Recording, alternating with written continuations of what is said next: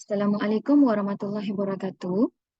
Pada Dr. Azmin dan penilai-penilai yang lain, nama saya Seratul Asila binti Muhammad Isa, K024667, dan pada hari ini saya akan menerangkan performa khusus bagi PKTV 1022 Teknik Usahawan dan Usaha Cipta 2. Dan dapat dilihat di sini melalui kod khusus, Teknik Usahawan dan Usaha Cipta 2 ini mempunyai 2 jam kredit dan diajar kepada pelajar pada semester yang kedua. Okay. Kursus ini adalah merupakan kursus yang diajar kepada pelajar Kolej Genius at Bintang Negara di mana mereka merupakan umur 12 hingga 13 tahun.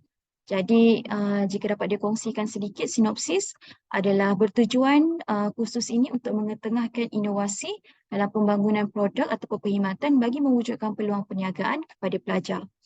Okey, saya teruskan kepada di sini juga untuk keperluan khusus. Khusus ini adalah sebenarnya 100% formatif, tiada sumatif. Jadi ianya ditaksir secara penilaian berterusan sepenuhnya.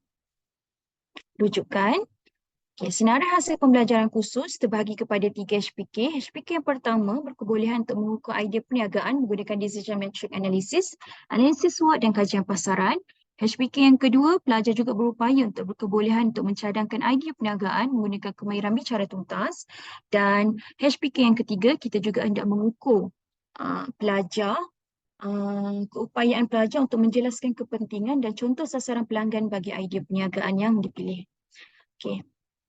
Saya terangkan cara pembinaan pelan pentaksiran saya bagi kursus ini. Pertama sekali, kita isi kod khusus dan juga nama khusus dan juga kita ekstrak data yang kita telah buat pada tugasan kedua, pembinaan HPK. HPK 1, HPK kedua dan HPK yang ketiga. Tahap taksonomi juga seperti yang telah dibina di tugasan kedua, C5, L5, C2, HPP yang berkaitan, dan juga subjek tersebut ataupun khusus tersebut sama ada pemboleh ataupun penentu. Kaedah penyampaian juga diambil di tugasan kedua. Untuk kaedah pentaksiran, figure-figure ini dinilai ataupun dikira berdasarkan SLT yang telah kita bina pada tugasan ketiga. Okey, kalau dapat dilihat di sini, saya telah membahagikan pentaksiran saya kepada 3 kategori, iaitu laporan bertulis, tidak bertulis, pembentangan dan juga kuis. Saya bahagikan ini kerana SLT saya juga terkandung 3 kategori tersebut. Okey, jadi jika dapat dilihat di sini, elemen yang harus kita kira adalah face to face, jam bersemuka, non face to face, jam tidak bersemuka. Okey, di sini kita harus lihat kembali kepada SLT kita. Kalau dilihat tadi pentaksiran pertama iaitu tugasan bertulis ataupun tidak bertulis, kita dapat lihat di sini di bawah HPK 1 kita ada 2 jam pertemuan bersemuka. Kita ada lagi juga di bawah HPK 1 3 jam pertemuan bersemuka. HPK 1 juga 3 jam pertemuan bersemuka. Ini di-alignkan juga dengan perkiraan tidak bersemuka di sebelahnya. Jadi data-data ini kita tambahkan ataupun kita letak di bahagian face to face mengikut kategori masing-masing. Jadi jika ditambahkan kedua-duanya akan mendapat 20.04. Bagi pentaksiran pembentangan, di bahagian SLT ini hanya ada satu sahaja tugasan iaitu kemahiran bicara tuntas dan ianya jatuh di bawah HPK kedua. Jadi jam interaksi perjumpaan bersemuka adalah sebanyak 4 jam. Dan juga perjumpaan tidak bersemuka 16 jam. Jadi kita ekstrak dan letakkan di sini. Pertambahan antara kedua-duanya adalah 20 jam.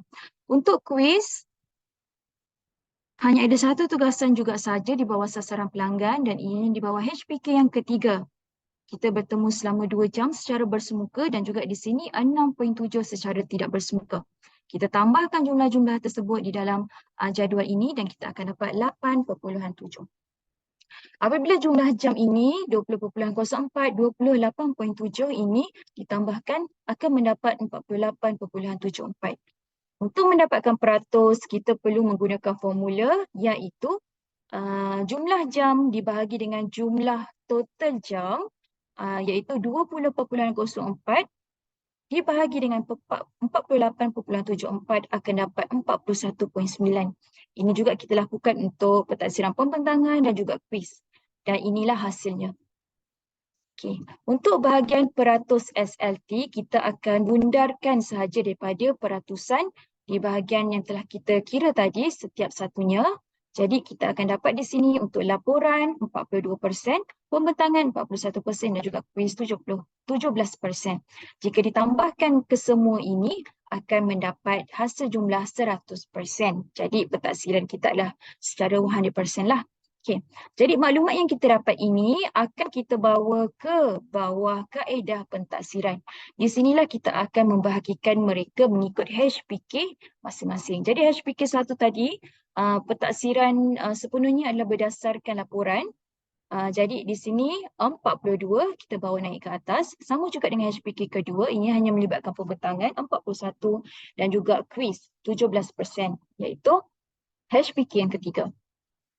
Bagi kolom jumlah jam pembelajaran dari segi SLT jam, kolom ini boleh diambil daripada SLT di bahagian jam SLT di bawah ini. Jam SLT ini juga dibahagikan kepada HPK lah. Jadi jika ditambah